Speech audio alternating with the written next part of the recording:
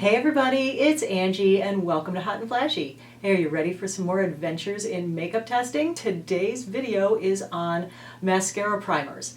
So I took my favorite mascara primer of all time, which is the Lancome CILS Booster, and I put it into a head-to-head competition with a new lash primer that is from the drugstore, and that is the L'Oreal Voluminous Base.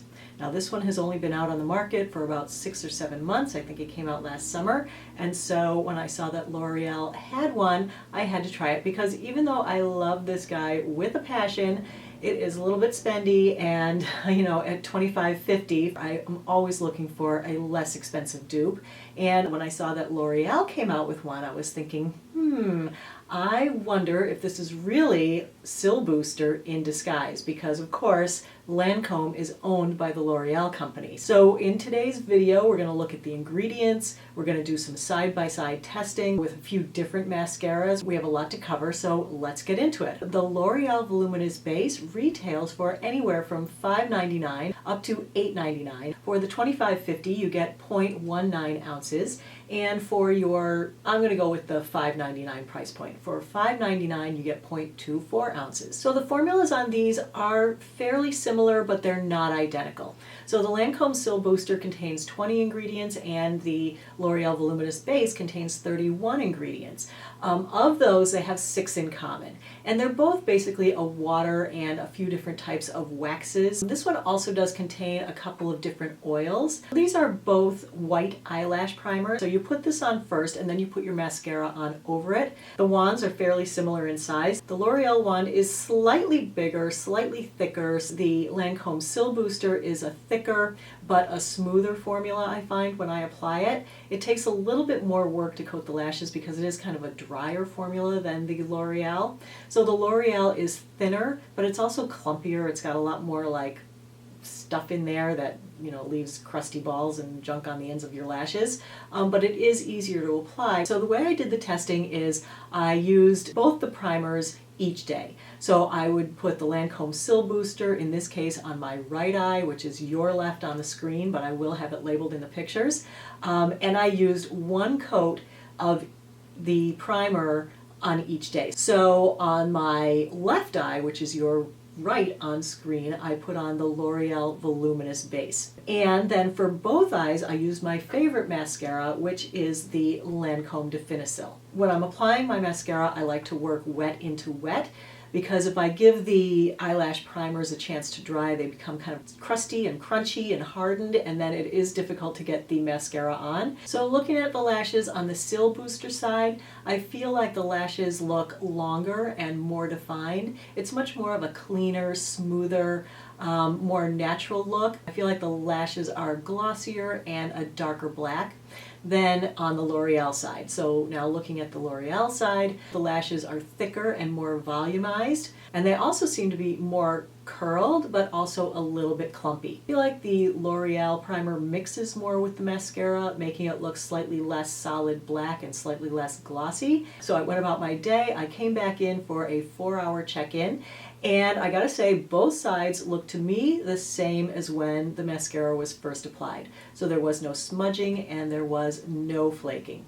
Then I came back at 8 hours, and guess what? Much to my shock, the mascara looked the same on both eyes again. There was no smudging and no flaking.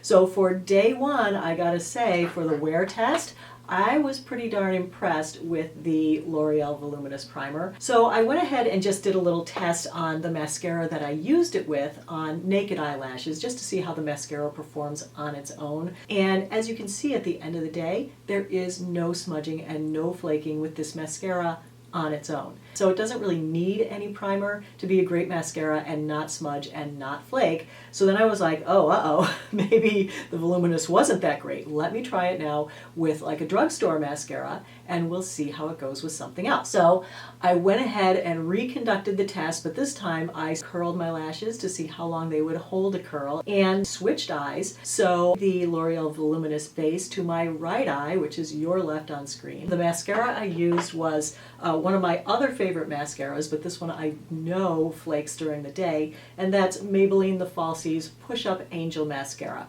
And I put the Lancome CILS Booster on my left eye, which is your right on screen.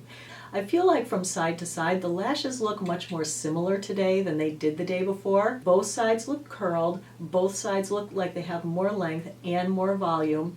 They're more equal, but they both look more clumpy to me. So I think that's more the probably effect of this mascara, is that it is a clumpier mascara than my favorite Lancome CILS, and so the mascara, depending on what mascara you use with these primers, you will get more the look of the mascara rather than the look of the primer. So I came back at 6 hours, and again there were no flakes, no smudging, and the lashes look the same as when the mascara was just applied. So at the 10-hour check-in, I noticed that there was a little bit of flaking below the L'Oreal side, and the lashes were showing some deterioration, and some of the base was showing through. On the Sil Booster side, there was little to no flaking, and I felt like both primers held the curl all day long. So then, of course, just to keep things perfectly equal, I had to go ahead and try the Maybelline mascara on its own without any primer on a separate day to see what time it started flaking. So what that little test revealed is that this mascara on its own will start to flake and chip within 5 hours. So what that means is that both of these lash primers improve the wear of the drugstore mascara. The L'Oreal Voluminous base is a fantastic product, will save you a boatload of money. It is a great dupe for the Sil Booster.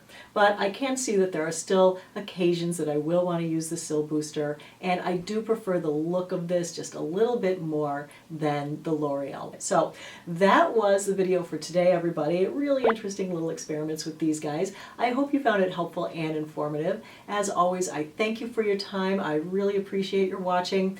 So have a great day, everybody, and take care, and I will see you in the next video. Bye-bye.